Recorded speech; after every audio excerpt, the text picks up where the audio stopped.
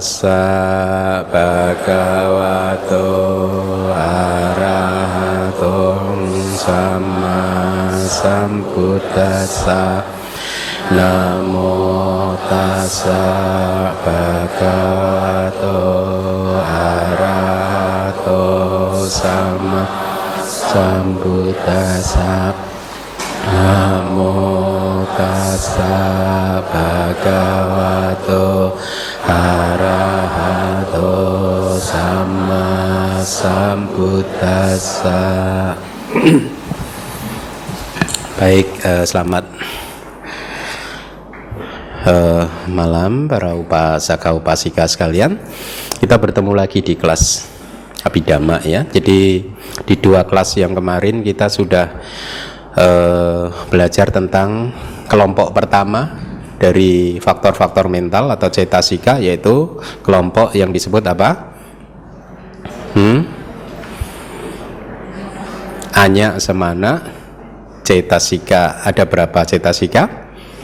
13 dibagi menjadi dua kelompok, yaitu sabak cita sadarana atau umum untuk semua cita, yakni cetasika-cetasika yang selalu muncul di setiap jenis cita ya. Ada berapa semuanya? Ada 7 cetasika. Apa saja? Pasa,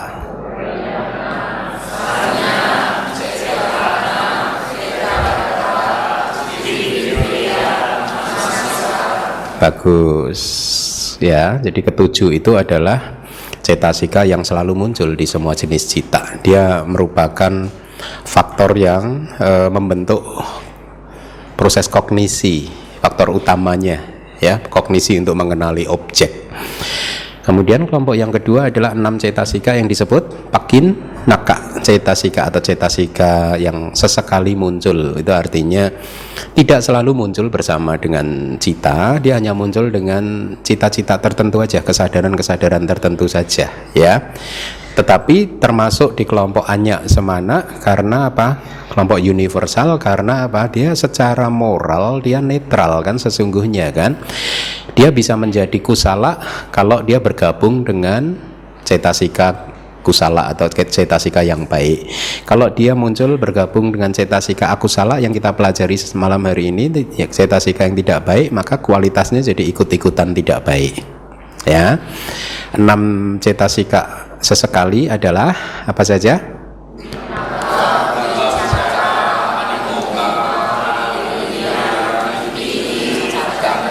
Bagus, jadi ada 13.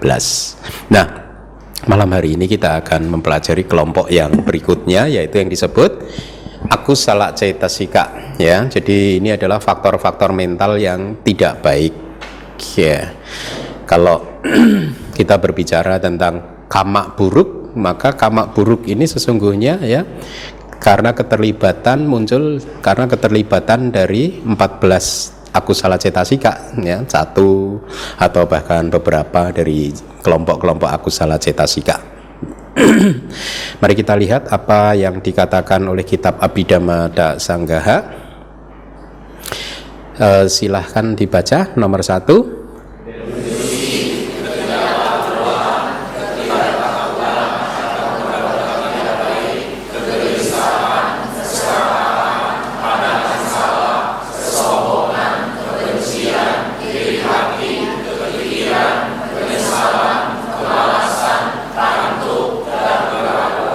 Ya, inilah 14 faktor mental yang dinamakan sebagai tidak baik atau akusala ya. Inilah yang membuat kualitas cita juga jadi akusala ya. Jadi kalau Anda sudah belajar tentang 12 akusala cita ya, maka dia disebut akusala cita karena faktor-faktor mental yang akan kita pelajari malam ini terlibat di dalamnya atau muncul bersama dengan 12 akusala cita ya.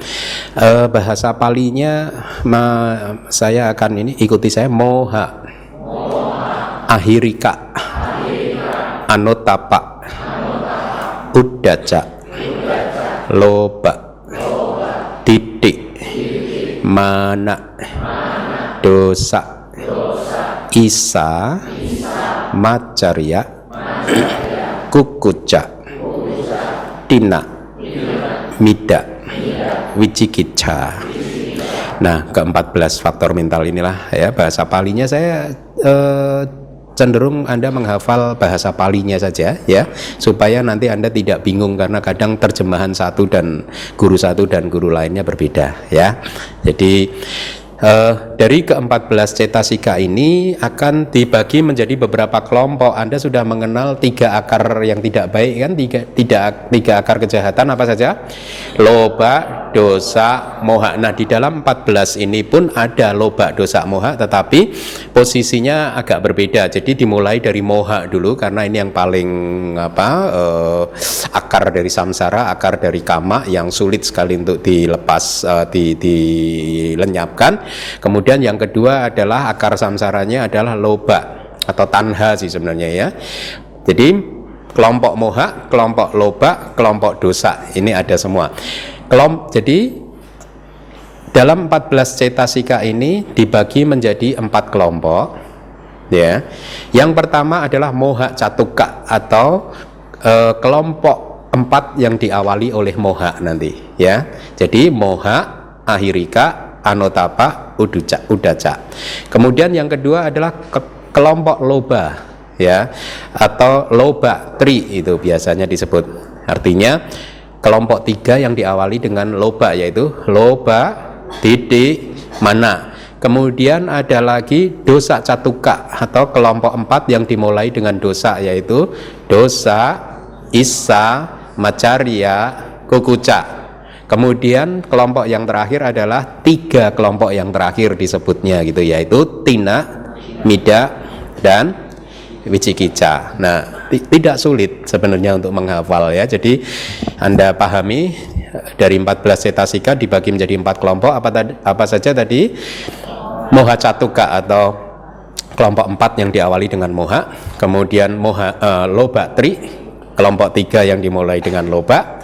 Kemudian dosa catuka atau kelompok 4 yang diawali dengan dosa. Dan kemudian 3 kelompok yang terakhir yaitu tina, mida, wicikica ya. Kelompok yang pertama yang disebut moha catuka ya, adalah juga disebut sebagai bahasa Palinya sabak akusala sadarana. Jadi muncul bersama dengan semua akusala cita, itu maksudnya. Jadi kalau Anda sudah belajar tentang 12 akusala cita, dari setiap citanya itu ada moha 4, moha catuka, moha kelompok 4 ini, kelompok 4 yang dimulai atau diawali dengan moha ya. Jadi dia muncul bersama dengan 12 akusala, selalu ada akusala cita. Nah, kelompok loba dan kelompok dosa tidak seperti itu. Kelompok loba itu hanya muncul bersama dengan loba mula cita. Kelompok dosa hanya muncul dengan dosa mula cita. Nah, Anda hafalkan kelompok-kelompoknya ya. Jadi kalau misalkan kelompok loba, dia muncul biasanya di berapa jenis cita? 8 jenis kan, 8 loba mula cita. Nah, Anda lihat kelompok loba cetasika itu apa saja? Didik dan mana kan ya. Berarti kalau pandangan salah muncul, didik ini sedang muncul, maka ini sebenarnya yang membuat akhirnya cita tersebut diberi nama somanasasa katang didik kata sampayutang kan gitu ya, terkait dengan pandangan salah. Nah, itu artinya didik cetasika itu muncul ya. Kelompok loba yang lain, yang ketiga apa? Kesombongan. Kesombongan itu munculnya di somanasa sagatang atau upk sagatang ya, didik kata wip payutang, tidak terkait dengan didik. Jadi pandangan salah dan kesombongan tidak bisa muncul bersama-sama, tidak bisa ya. Jadi pandangan salah muncul bersama dengan cita yang berkaitan dengan pandangan salah. Mana kesombongan muncul berkaitan dengan cita yang tidak terkait dengan pandangan salah. Tetapi mana ini disebut nanti di bab berikutnya kita akan belajar tentang niyata yogi dan aniyata yogi. Artinya asosiasi yang tetap dan asosiasi yang tidak tetap, yang selalu muncul dan selalu tidak muncul. Artinya mana atau kesombongan itu termasuk yang tidak tetap. Maksudnya tidak selalu Didik gata wipayuta atau tidak selalu kesadaran yang tidak terkait dengan pandangan salah itu selalu ada kesombongannya. Tergantung kasusnya. Kalau seseorang sedang mengambil buah, mencuri buah, meskipun dia tahu bahwa ini adalah perbuatan yang tidak baik, tapi kan tetap saja diambil, ya, maka ya kesadaran yang muncul adalah yang tidak terkait dengan pandangan salah, tetapi pada saat itu tidak ada kesombongan. Jadi pemahamannya adalah kalau kesombongan itu muncul, dia selalu muncul dengan didik gata wipayuta, tetapi bukan berarti dibalik. Kalau didik gata wipayuta muncul berarti kesombongan muncul, tergantung kasusnya, ya, apa yang membuat kesadaran tersebut muncul. Nah, sama juga dengan dosa catuka, ya, meskipun dalam satu kelompok dosa ada 4 cetasika, tetapi tidak selalu keempatnya muncul bersama-sama, tergantung. Karena kecemburuan itu kan sifatnya atau iri hati itu kan berbeda dengan kekikiran. Jadi isa, maca, riak dan kukuca juga tidak bisa muncul bersama-sama. Ya, itu yang harus Anda pahami. Tetapi moha ahirika anotapa udaca, moha catuka, moha kelompok 4 yang diawali dengan moha selalu muncul bersama-sama. Makanya dia disebut bahasa palinya sabak akusala sadarana, artinya universal, muncul bersama dengan 12 akusala cita, ya. Nah, mari kita pelajari penjelasan dari kitab sub tafsirnya. Apa yang disebut dengan moha atau delusi, ya, seperti biasa karakteristiknya adalah kebutaan mental atau ketidaktahuan, artinya buta sehingga kita tidak tahu sifat sejati dari nama dan rupa, karakteristik universal dari nama dan rupa, dari batin dan tubuh jasmani atau materi, yaitu apa? Anicca, dukkha, dan anatta. Kalau saat ini kita belum paham, ya, meskipun secara teori kita mengerti bahwa nama dan rupa, batin dan jasmani itu adalah anicca, dukkha, dan anatta, ya, tapi kan kita hanya paham secara teoritis. Pemahaman ini kan tidak mencerahkan kita, ya. Karena apa? Masih ada moha di dalam batin kita yang terus-menerus menghalangi realisasi bahwa segala sesuatu itu adalah anicca, dukkha, dan juga anatta. Oleh karena itulah seringkali moha itu diberi perumpamaan seperti katarak. Mata yang mempunyai katarak itu tidak bisa melihat objeknya dengan jelas. Batin yang masih disertai dengan moha, yang belum berhasil membersihkan, menghancurkan moha, itu batinnya masih seperti mata yang katarak tadi, tidak mampu melihat fenomena yang sejati, tidak mampu melihat karakteristik baik itu individual, karakteristik umum atau universal, maupun sangkata lakana, karakteristik dari segala sesuatu yang berkondisi, yaitu apa? Muncul, bertahan, lenyap, muncul, bertahan, lenyap. Ya, ketidakmampuan melihat semuanya ini disebabkan oleh moha atau delusi. Bahkan akhirnya moha membodohi batin dan menganggap fenomena itu sebaliknya, kebalikannya, yaitu kekal, menawarkan kebahagiaan, dan ada aku, ada diri. Paham, ya? Jadi sikap kita selama masih belum berhasil menghancurkan moha, seperti sehari-hari dalam kehidupan kita ini, kita selalu sering kali tertipu oleh moha, kan? Ya, si batin ini menganggap bahwa sesuatu fenomena nama dan rupa, batin dan juga materi itu kekal, memberikan kebahagiaan, dan juga ada diri yang mengatur semuanya, atau bahkan ditambah karakteristik yang keempat, yaitu subha, indah, yang membuat seseorang terus-menerus bernafsu untuk mempertahankan kehidupannya, ya. Nah, moha juga mempunyai nama lain, yaitu avijja. Kita sudah pernah, ya, bertemu dengan kata Pali avijja. A itu tidak, wija itu mengetahui, tidak mengetahui. Tidak mengetahui apa? Tidak mengetahui tentang 4 kebenaran mulia. Kalau kita mampu menembus 4 kebenaran mulia, maka kita menjadi orang yang tercerahkan.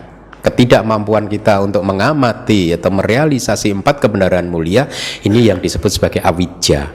pada saat kita belajar di bab 1 saya sudah sampaikan sifat dari awija, ketidaktahuan itu apa? Mengejar konsep. Ya, konsep itu apa? Bentukan pikiran, konstruksi dari pikiran. Ya, awija tidak tertarik dengan kebenaran hakiki, dengan realitas hakiki. Awija tidak tertarik, tetapi sebaliknya dia tertarik pada konsep, pada sesuatu yang tidak eksis. Awija tertarik pada sesuatu yang tidak nyata. Terhadap sesuatu yang nyata, yang real, yang benar-benar ada, awija tidak tertarik. Ya, awija tidak tertarik belajar abhidhamma. Itu awija. Aduh, awija, abhidhamma terlalu abstrak. Sulit untuk dibayangkan. Nah, seperti biasa, fungsi ya, fungsinya adalah tanpa penetrasi, ketidakmampuan untuk mempenetrasi fenomena nama dan rupa batin dan juga jasmani atau materi, tidak mampu mempenetrasi sampai ke lapisan yang paling dalam untuk melihat bahwa ternyata segala sesuatu itu kosong, sunyata, kekosongan. Kosong itu maksudnya apa?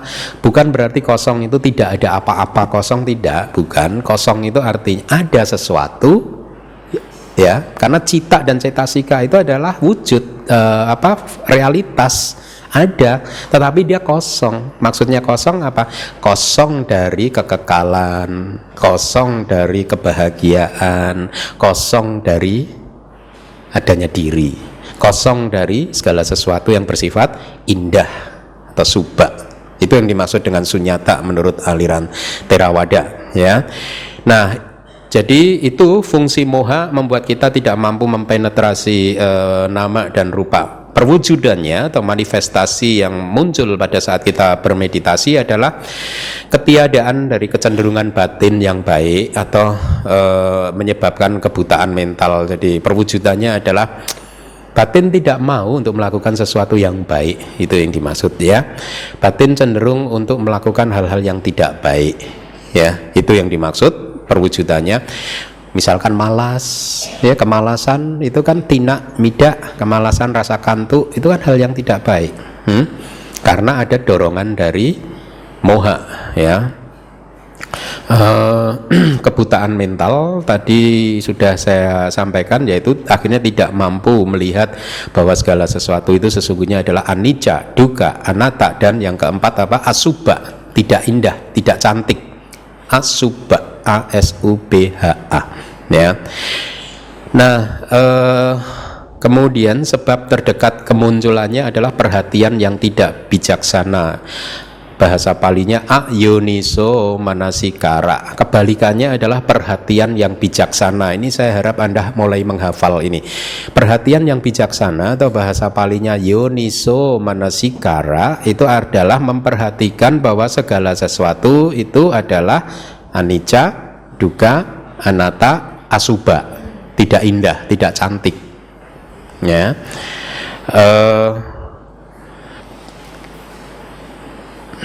Ya, moha adalah akar dari semua akusala dhamma. Akar dari semua hal yang tidak baik itu akarnya moha. Kalau kita berbicara tentang samsara, ya, tentang perpindahan kehidupan dari satu kehidupan ke kehidupan berikutnya, atau lingkaran tumimbal lahir, lingkaran kelahiran dan kematian, samsara mempunyai dua akar yang membuat kita selalu lahir kembali. Dua akar itu adalah moha dan loba, ya. Tetapi biasanya disebut dengan kata yang lain. Moha diberi nama yang lain awija, loba diberi nama tanha atau nafsu keinginan. Tapi sesungguhnya kebenaran mulia yang kedua, tanha, itu adalah menurut Abhidhamma adalah loba cetasika. Awija itu menurut Abhidhamma adalah moha cetasika. Nah, itu adalah moha. Kemudian yang kedua adalah ahirika, ketidakmaluan. Ya, tidak malu untuk melakukan hal-hal yang tidak baik. Karakteristiknya adalah tidak jijik terhadap perilaku yang tidak baik. dan lain-lain. Artinya dan lain-lain di sini berarti ucapan yang tidak baik, tidak jijik, pikiran yang tidak baik juga tidak jijik. Maksudnya apa sih? Ya, pada saat Anda melakukan kejahatan, meskipun Anda tahu bahwa itu adalah hal tidak baik, tapi tetap saja dilakukan. Kenapa? Karena ada yang disebut tidak malu ini. Ya, tidak jijik terhadap perbuatan yang buruk atau perbuatan yang tidak baik. Jadi ahirika ini membuat kita, seseorang tidak malu untuk berkata-kata yang tidak baik, bertindak yang tidak baik, berpikir yang tidak baik, ya, yang muncul bersama dengan 12 akusala cita. Nah, di kitab Pugala Panyati itu ada kalimat kira-kira yang mendeskripsikan tentang ahirika atau ketidakmaluan, yaitu tidak malu akan hal-hal yang tidak baik, ya, seperti babi di desa yang tidak merasa jijik pada saat dia memakan kotorannya sendiri, gitu. Ya, jadi pada saat kita sedang memunculkan akusala cita sedang muncul, pada saat itu ada ahirika. Nggak jijik kita dengan ucapan yang menyakiti orang lain, dengan perbuatan yang menyakiti orang lain. Kita tidak merasa jijik dengan itu. Karena apa? Ada ahirika, ya. Kemudian yang ketiga adalah anotapa, yaitu ketidaktakutan akan perbuatan yang tidak baik, ya. Jadi di kitab yang sama ada kalimat tidak takut terhadap apa yang seseorang seharusnya takut, tidak takut pada kejahatan, itu yang dimaksudkan, ya. Jadi tidak ada rasa takut untuk melakukan kejahatan apapun, tidak ada rasa takut untuk melanggar sila dan lain sebagainya. Diberi contoh itu seperti ngengat. Tahu ngengat nggak Anda? Ngengat yang hangus oleh api. Jadi di dalam kitab komentar itu ngengat itu, ya, dia tertarik dengan api. Meskipun api ini membunuh dirinya sendiri, dia tetap saja masuk ke dalam api, gitu. Ya, jadi tidak takut dia dengan risiko dari perbuatan jahatnya, gitu. Jadi ngengat tersebut tertarik dan tidak sadar akan risiko terjun ke api, ya. Demikian pula anotapa, tidak sadar akan risikonya, akhirnya kejahatan pun dilakukan, ya. Jadi ahirika dan anotapa, dua cetasika ini itu bisa menjadi seperti itu, tidak malu dan tidak takut karena apa? Pengaruh moha. Yang pertama tadi, yang membutakan mental, yang tidak melihat bahwa segala sesuatu itu sebenarnya tidak kekal. Kalau di dalam ceramah-ceramah hari Minggu sudah sering saya berikan contoh bahwa kalau seseorang itu paham bahwa segala sesuatu itu tidak kekal, maka dia mempunyai daya tahan yang lebih kuat untuk menerima penderitaan, kesulitan yang muncul di dalam kehidupannya. Seseorang yang putus asa itu adalah mereka yang tidak paham bahwa segala sesuatu itu tidak kekal. Seandainya dia tahu bahwa segala sesuatu itu tidak kekal, maka keputusasaan tidak akan pernah bisa muncul. Dia akan sabar menunggu supaya segala sesuatunya berubah, ya. Jadi karena moha membutakan batin, akhirnya bisa membuat batin tidak malu dan tidak takut untuk melakukan kejahatan, ya. Karakteristiknya dari anotapa adalah ketiadaan rasa takut terhadap perilaku dan ucapan yang tidak baik. Fungsi dari keduanya, ahirika dan anotapa, mempunyai fungsi yang sama, yaitu melakukan perbuatan yang tidak baik. Perwujudannya juga sama, yaitu tidak takut dengan kejahatan, ya. Seperti ngengat tadi, yang meskipun tahu kalau dia masuk ke api dia mati, dia tetap saja masuk ke dalam api tersebut. Sebab terdekat buat ahirika adalah tidak menghargai diri sendiri. Nah, ini agak berbeda sebab terdekatnya. Seseorang yang tidak malu pada saat dia melakukan kejahatan, sesungguhnya dikatakan menurut Abhidhamma dia tidak menghargai dirinya sendiri. Seorang biku yang melanggar sila, meskipun Buddha sudah mengatakan, ya, ada sila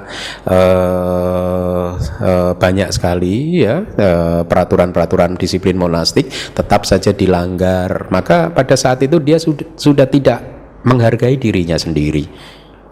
Sama dengan Anda juga, pada saat Anda misalkan melakukan kejahatan apapun, tidak malu untuk melakukannya, bahkan melakukannya dengan bangga, terang-terangan diceritakan pada temannya, maka pada saat itu tidak ada rasa penghormatan diri terhadap diri sendiri, ya. Itu sebab terdekat kemunculan dari ahirika. Yang berikutnya, sebab terdekat kemunculan dari anotapa adalah tidak menghormati orang lain. Berbeda kan? Ya, tidak takut akan konsekuensi dari perbuatan jahat, ya, mengambil benda milik orang lain, ya, tidak takut kalau dia nanti dihujat, ya, atau tidak, maksud saya tidak takut kalau terhadap risiko-risiko yang muncul yang berkaitan dengan orang lain, ya, dia tidak menghormati harta benda milik orang lain dan lain sebagainya. Kemudian yang keempat yaitu apa? Uddaca atau kegelisahan, karakteristiknya adalah ketidaktenangan. Nah, ini perumpamaan ini Anda ingat-ingat seperti air yang dikocok oleh angin, ya, artinya dibuat bergejolak oleh angin, ya. Air di dalam danau yang tadinya tenang, tetapi karena adanya air yang menghantam permukaan danau, maka air tersebut menjadi bergejolak. Nah, batin pun juga seperti itu. Dia menjadi tidak tenang, dia bergerak ke sini, bergerak ke sana seperti air yang dikocok oleh angin. Fungsinya adalah untuk membuat batin tidak tenang, ya, sulit untuk mencapai samadhi. Seperti angin yang membuat bendera berkibar-kibar, ya. Pada saat kita diminta untuk mengamati objek meditasi kita, batin kita tidak tenang, keluar dari objek, lari ke sini, lari ke sana seperti bendera yang berkibar-kibar. Manifestasinya adalah kegalauan. Kemudian sebab terdekatnya adalah perhatian yang tidak bijaksana terhadap batin yang tenang. Kalau tadi saya mengatakan perhatian yang bijaksana, yoniso manasikara, adalah memperhatikan segala sesuatu dalam konteks apa tadi? Anicca, dukkha, anatta, dan asubha. Maka perhatian yang tidak bijaksana adalah kebalikan dari empat hal tadi, yaitu nicca, kekekalan, sukha, kebahagiaan, atta, diri, dan subha atau keindahan. Nah, uddaca ini diberi contoh seperti gundukan abu, ya, dalam satu gundukan, kemudian dihantam oleh batu yang cukup besar sehingga abunya beterbangan, berceceran ke sini dan ke sana. Nah, kira-kira keadaan batin yang sedang gelisah itu seperti itu. Dia lari ke sini, lari ke sana, lari ke sini, lari ke sana, begitu. Ya, seperti abu yang berterbangan, berceceran ke sini dan di sini dan di sana sini. Ya, atau seperti halnya seseorang yang tidak bisa melihat bayangan dari wajahnya sendiri di permukaan air yang mendidih. Kalau ada air yang mendidih begitu, kita tidak akan mampu melihat bayangan wajah kita sendiri. Batin yang sedang muncul dengan bersama dengan uddaca, kegelisahan, maka batin yang seperti ini adalah batin yang tidak bisa mampu melihat karakteristik universal dari segala sesuatunya juga, ya. Jadi 4 cetasika ini yang disebut sebagai moha catukka atau kelompok 4 yang dimulai dengan moha, yaitu apa saja? Moha, ahirika, anotapa, uddaca. Bagus. Kita masuk kelompok yang berikutnya, yaitu loba tri atau kelompok 3 yang diawali dengan loba, yaitu atau keserakahan. Keserakahan, tidak pernah puas dengan apa yang ada. Sifat dari keserakahan kan seperti itu, menginginkan sesuatu yang berlebih, yang lain lagi, ya, lebih lagi, sehingga akhirnya apa? Batin lupa menikmati apa yang dia punya, ya. Mengejar sesuatu yang tidak ada, akhirnya malah lupa untuk menikmati apa yang sudah ada. Itu sifat kan dari keserakahan. Karakteristiknya adalah mencengkeram objek seperti plester monyet, aramana gahana lakano makata lepovia. Plester monyet. Jadi yang dimaksud itu seperti lem itu, ya, makata lepo, perangkap monyet. Jadi di masa lalu pemburu monyet dia akan membuat seperti lem perekat dari berbagai macam tubuh-tubuhan, dari bahan-bahan alami, ya, dicampur sedemikian rupa sehingga dia seperti lem, lengket gitu. Tetapi di kitab komentar dijelaskan bahwa benda ini kalau terkena sinar matahari dia bisa memunculkan warna-warni yang menarik perhatian monyet, gitu ya. Nah, biasanya pemburu monyet akan menempatkan jebakan monyet ini, plester monyet atau lem untuk menjebak monyet di tempat-tempat tertentu, di pohon, entah di dahan, di ranting dan lain sebagainya. Jadi pada saat terkena sinar matahari, kemudian warna tertentu muncul, si monyet melihat, dia tertarik mendekati kepada benda tersebut, dan dikatakan dia ingin memegang dengan tangan kanan, begitu kepegang nggak bisa ditarik. Kemudian karena dia berusaha untuk melepaskan diri nggak bisa, dia pegang dengan tangan yang kiri untuk melepaskan tangan kanan, terikat lagi, ya, nggak bisa lepas. Akhirnya dia bantu dengan kaki kanan, itu didorong, lengket lagi, nggak bisa, dibantu dengan kaki yang kiri untuk melepaskan diri, semakin menempel lagi. Kemudian yang kelima akhirnya dengan kepalanya, gitu, dahinya, gitu. Akhirnya lima-limanya lengket semua, ya, 2 tangan, 2 kaki, dahi 5. Nah, ini perumpamaan yang diberikan di para guru kitab komentar di masa lalu, bahwa keserakahan ini membuat batin lengket ke 5 objek panca indera, ya, panca kama guna,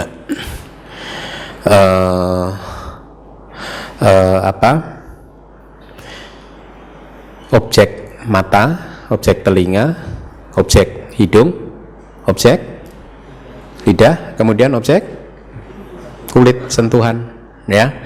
Jadi batin kita melekat kepada 5 objek tersebut. Kalau Anda, ya kita semua, kita ini kayak monyet tadi, udah setiap hari 5-5-nya lengket terus ke dalam makata lepak, gitu, plester monyet atau lem yang dipakai untuk menjebak monyet, ya.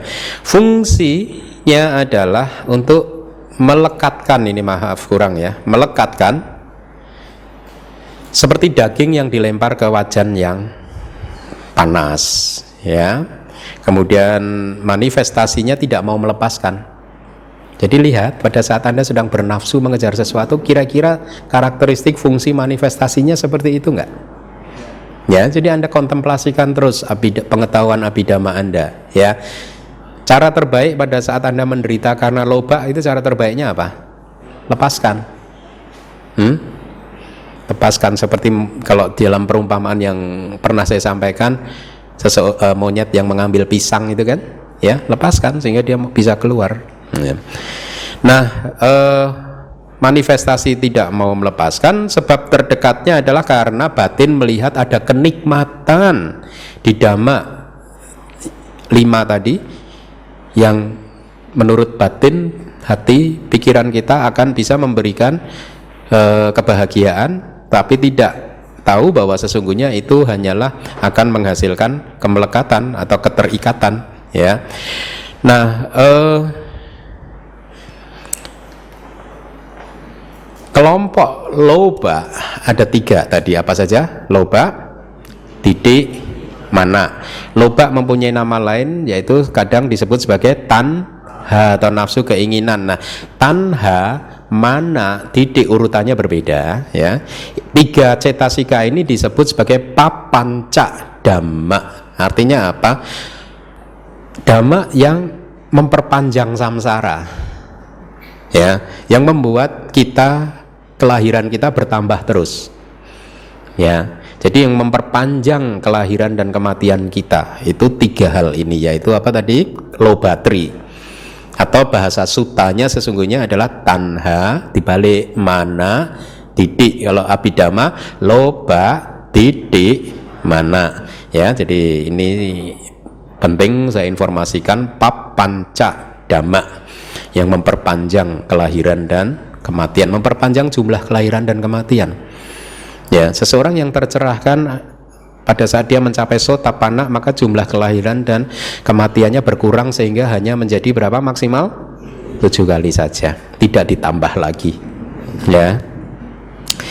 Yang ke-6 cetasikanya adalah titik atau pandangan salah, ya. Kita udah sering membahas pandangan salah di kelas Pariyati Sasana, juga udah disampaikan tentang 62 pandangan salah, ya. Karakteristiknya adalah kecenderungan yang tidak bijaksana. Artinya seperti tadi, tidak bijaksana, jadi menganggap ada yang kekal, bisa memberikan kebahagiaan yang kekal, dan ada aku, ada diri, dan juga menganggap bahwa segala sesuatu di samsara ini indah. Ya, itu perhatian yang tidak bijaksana, kecenderungan yang tidak bijaksana. Fungsinya adalah memutar balik fakta, kira-kira seperti itu. Ya, bahwa sesungguhnya segala sesuatu anicca, dukkha dan anatta, tidak ada aku, tidak ada diri, tetapi pandangan salah menganggap ada diri gitu. Jadi didik kalau di dalam konteks Abhidhamma artinya pandangan salah. Kalau mau lengkapnya sebenarnya ada tambahan satu kata di depannya, yaitu miccha ditti atau pandangan salah. Itu kebalikan dari samma ditti atau pandangan benar, yaitu faktor kedua dari jalan mulia berunsur 8 ya. Tapi di dalam Abhidhamma kalau dikatakan tanpa sama didik, berarti hanya didik saja, berarti kita artikan sebagai pandangan salah ya. Manifestasinya adalah kecenderungan yang salah ya. Sebab terdekat kemunculannya adalah tidak ada hasrat untuk melihat para Arya, para makhluk suci. Tidak ada keinginan untuk melihat mereka yang telah mencapai pencerahan ya. Nah, tadi dikatakan fungsinya memutar balik, jadi seperti yang sudah saya sampaikan, anicca dianggap sebagai nicca, ketidakkekalan dianggap sebagai kekekalan, penderitaan dianggap sebagai kebahagiaan, dan seterusnya. Dikatakan di dalam sutta, Buddha mengatakan bahwa dhamma yang paling merusak itu adalah pandangan salah gitu ya. Tidak ada dhamma yang lebih merusak dari pandangan salah, dikatakan seperti itu. Makanya kalau seseorang mencapai tingkat kesucian sotapanna ya, salah satu yang dihancurkan apa? Didik pandangan salah ini ya. Sehingga seorang sotapanna dari 8 loba mula cita, berapa cita yang sudah hancur? 4, yaitu yang didik gata sam payuta kalau dari loba mula citanya ya. Kalau dari moha mula ada wicikicanya juga hancur ya. Jadi kayak domino efek. Kalau didiknya itu sudah Anda hancurkan, maka kartu domino yang lain, kira-kira kekotoran batin yang lain akan hancur satu persatu seiring dengan berjalannya waktu ya. Ada 3 belenggu sesungguhnya, tidak hanya didik tapi wicikica dan kemelekatan terhadap ritual, upacara dan ritual. Baik, kemudian faktor mental yang ke-7 yang termasuk dalam loba tri adalah mana atau kesombongan. Karakteristiknya adalah meninggikan diri sendiri ya, membayangkan bahwa akulah yang terbaik, sayalah yang terbaik begitu ya. Tapi kalau dalam sutta juga diberikan contoh, kesombongan bisa muncul dalam 3 kategori: menganggap diri sendiri lebih baik atau superior daripada orang lain, menganggap diri sendiri sama dengan orang lain juga bisa menjadi faktor yang memunculkan kesombongan, atau menganggap diri sendiri lebih rendah, inferior dari orang lain, gitu bisa juga memunculkan kesombongan. Artinya apa aja? Jangan pernah Anda berpikir bahwa kesombongan hanya menjadi milik orang-orang yang baik, orang yang merasa dirinya baik, orang yang sukses, orang yang kaya raya. Tidak, kesombongan juga bisa muncul di pengemis, di ya kelas ya, karena dia tahu meskipun dirinya inferior, tapi kesombongan pun masih tetap bisa muncul ya. Di dalam teks disebut ummado wiyadattabba. Jadi kesombongan ini bisa dikatakan sebagai orang gila, seperti orang gila, selalu membandingkan dirinya dengan orang lain. Fungsi dari kesombongan adalah memuji dirinya sendiri, meskipun inferior juga ya. Dia tetap memuji dirinya sendiri, tidak mau belajar dari orang lain yang lebih sukses dari dia.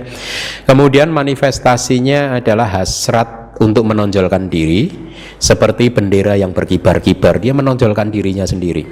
Inilah saya gitu. Sayalah yang terbaik gitu, ya. Sayalah yang paling pintar dan lain sebagainya gitu. Jadi kesombongan ini juga merupakan satu dari 10 belenggu yang membelenggu kita di dalam samsara, dan hanya bisa dihancurkan oleh arahata magga. Ya, jadi hanya arahat saja yang sudah tidak mempunyai kesombongan. berarti Anda aman. Kalau karena sotapana sakadagami anagami pun masih mempunyai kesombongan. Kita aman, gak hanya Anda, saya juga aman. Jadi masih bisa mencari pembenaran. Sotapana aja sombong kok, masih ada kesombongan, apalagi saya. Tapi tentu saja berbeda ya, kesombongan sotapana dan kesombongan orang yang belum tercerahkan berbeda ya. Sotapana kesombongannya, benderanya tidak terlalu berkibar-kibar, udah mau berhenti benderanya gitu. Sebab terdekat kemunculan kesombongan adalah keserakahan yang tidak terkait dengan pandangan salah tadi. Pada saat muncul loba mula dari didik gata wip payuta ya, itu yang menjadi sebab kemunculannya. Sekali lagi saya ingatkan, kalau Anda kesulitan mengingat-ingat ya karakteristik, fungsi, manifestasi dan sebab terdekat, jangan khawatir. Cukup Anda ingat-ingat satu aja, yaitu karakteristiknya atau fungsinya, supaya Anda lebih mudah untuk mengenali masing-masing dari faktor-faktor mental tersebut ya. Atau kalau Anda mampu ya karakteristik dan fungsi, sudah cukup untuk membuat Anda mengenali kelereng yang berbeda warna ya. Ya, sekarang kita akan masuk ke kelompok dosa, yaitu ada berapa tadi? Dosa 1K atau kelompok 4 yang diawali dengan dosa. Yang pertama adalah dosa atau kebencian, karakteristiknya adalah keganasan, kasar, seperti ular yang dipukul atau disakiti. Ular itu saya hafal itu perilaku ular karena dulu lama di hutan. Jadi sebenarnya kalau ada ular lewat di depan kita, kalau kita diam saja juga ularnya baik-baik saja kok ya. Tetapi kalau dia diganggu, nah dia nggak ada mundurnya ular itu, bener ya. Salah satu kawan saya di hutan kebetulan umat biasa, katanya dia jago nangkap ular gitu. Pada suatu hari dia nangkap ular gitu, ular lewat di depan wihara, dia tangkap, tapi waktu itu gagal dia menangkapnya, nggak tahu megang kepalanya itu gagal gitu. Akhirnya lepas lagi, apa yang terjadi? Ularnya mengejar loh, nggak ada mundurnya dia. Tetap saja dia nggak lari, itu mau diapakan nggak lari, dikejar sampai akhirnya teman saya itu lari ke pinggir sungai dan terjun ke sungai udah. sampai segitunya. Jadi seperti ular yang dipukul, disakiti, dia tidak akan mundur itu, dia akan ada keganasan di sana. Itu sifat dari kebencian ya. Lihat renungkan pada saat kebencian muncul di hati Anda, bagaimana perilaku atau karakteristik dari hati Anda. Sangat jahat, betul tidak? Ingin menghancurkan objeknya ya. Menyerang, makanya disebut dussati ya, perilaku batinnya menyerang ya. Kemudian fungsinya adalah menyebar ya, menyebarkan membakar ya, seperti bisa ular yang telah merasuk atau membakar tempatnya bergantung, yaitu hadaya watu, yaitu landasan hati. Kalau Anda sedang marah, kebencian, lihat dada Anda bergetar kencang, terbakar sesungguhnya dia ya. Hati Anda berdegup, jantungnya berdegup dengan sangat kencang sekali ya. Atau diberi perumpamaan seperti api yang membakar di hutan. Jadi membakar dirinya sendiri, membakar tempatnya bergantung, membakar hutan tersebut. Itu yang dimaksud dengan perumpamaan ini, yaitu membakar tempatnya bergantung. Yaitu tempat bergantungnya apa tadi? Hadaya watu atau landasan hati, hati nurani, hati iya. Manifestasinya adalah menyerang, seperti musuh yang mendapatkan kesempatan. Itu kira-kira kebencian itu seperti itu ya.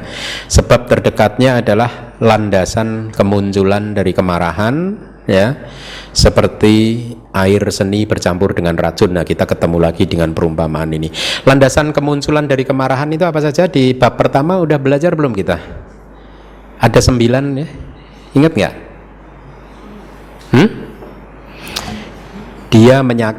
Dia pernah menyakiti saya di masa lalu, dia sedang menyakiti saya saat ini, dia kelihatannya akan menyakiti saya ini ya, di masa, atau entah besok atau di masa depan gitu.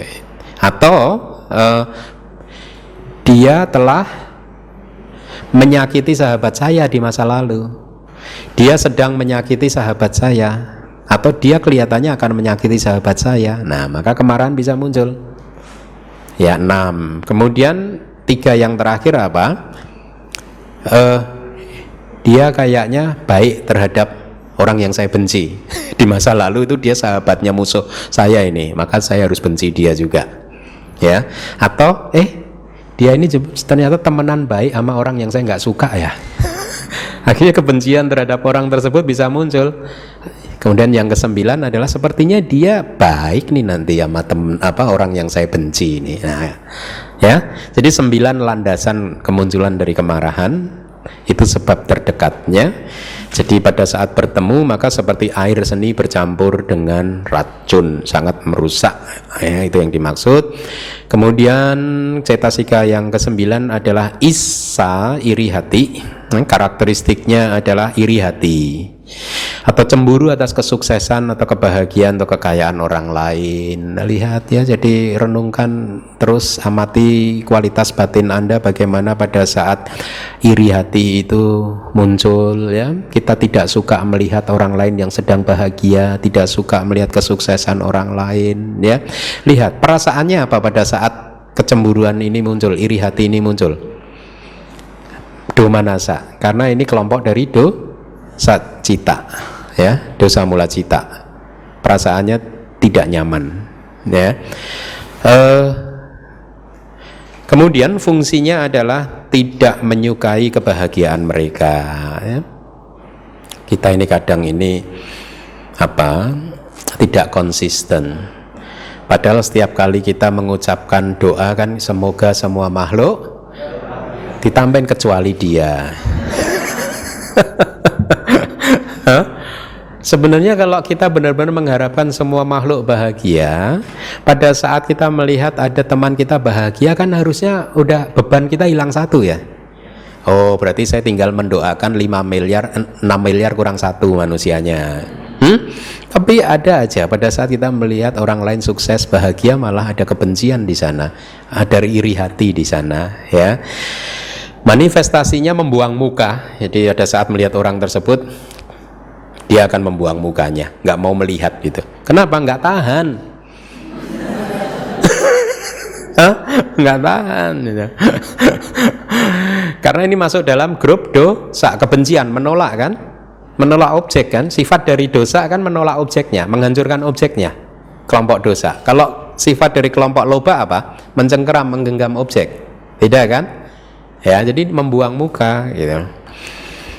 Sebab terdekatnya adalah kesuksesan dari orang lain gitu. Jadi ini adalah Isa. Kemudian yang ini menarik nih, macarya yang sering keliru dipahami oleh umat Buddha.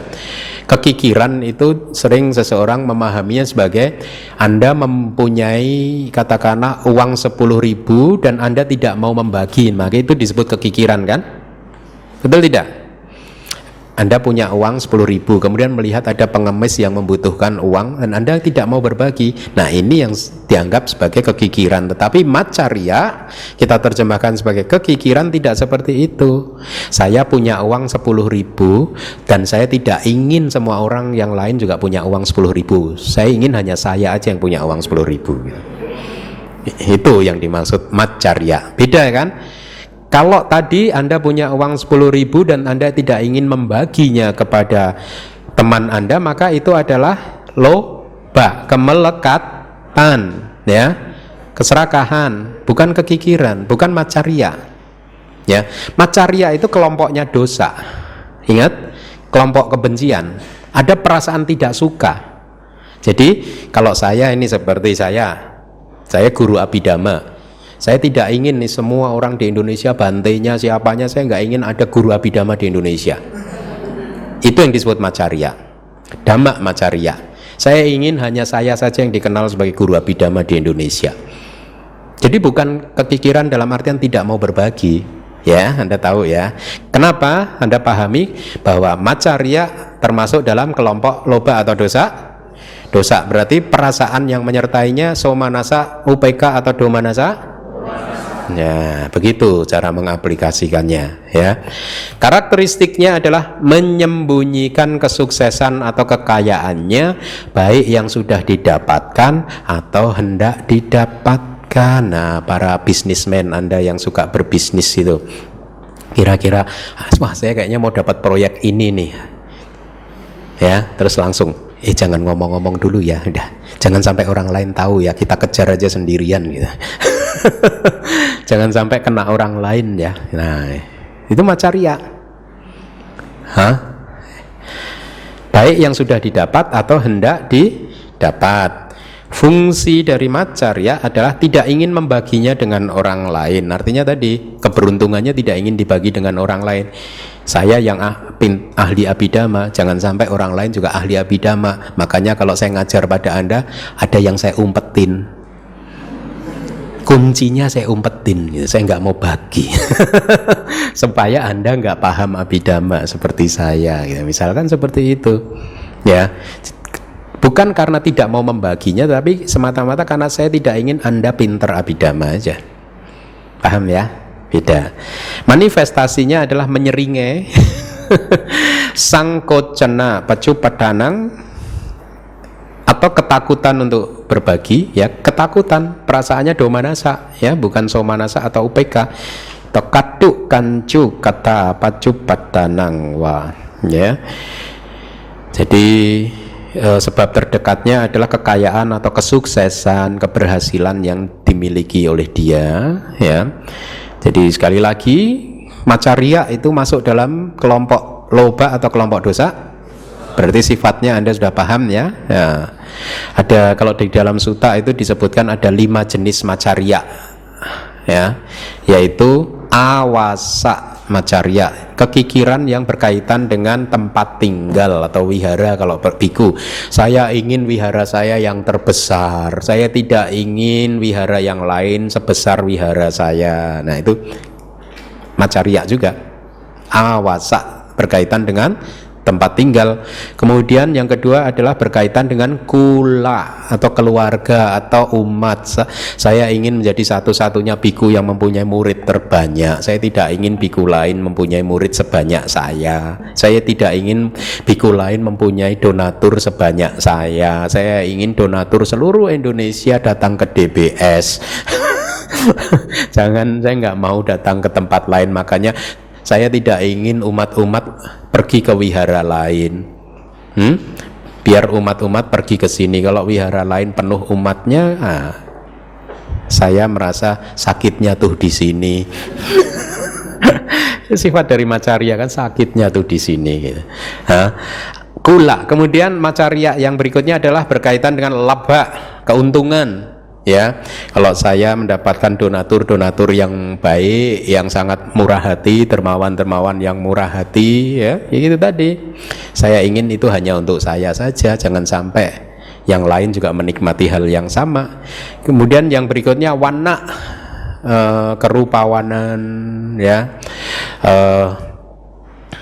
Atau ketenaran ya, jadi tidak ingin orang lain lebih cantik, lebih ganteng dari kita ya, itu ada macaria juga. Kemudian yang terakhir dhamma macaria, yaitu yang berkaitan dengan dhamma ya, tidak mau tidak ingin melihat guru atau biku lain sesukses dirinya sendiri gitu ya, sehingga akhirnya dia nggak mau mengajar juga. Janganlah, nanti saya mengajar malah pada jadi pinter nanti. Tidak mau ada orang lain yang pinter gitu ya. Atau kalau ada pertanyaan dia tidak mau menjawab dengan benar. Ya. Baik, kemudian yang berikutnya adalah kukuca atau, nah ini sering diterjemahkan menjadi kecemasan, tetapi sesungguhnya lebih tepat penyesalan.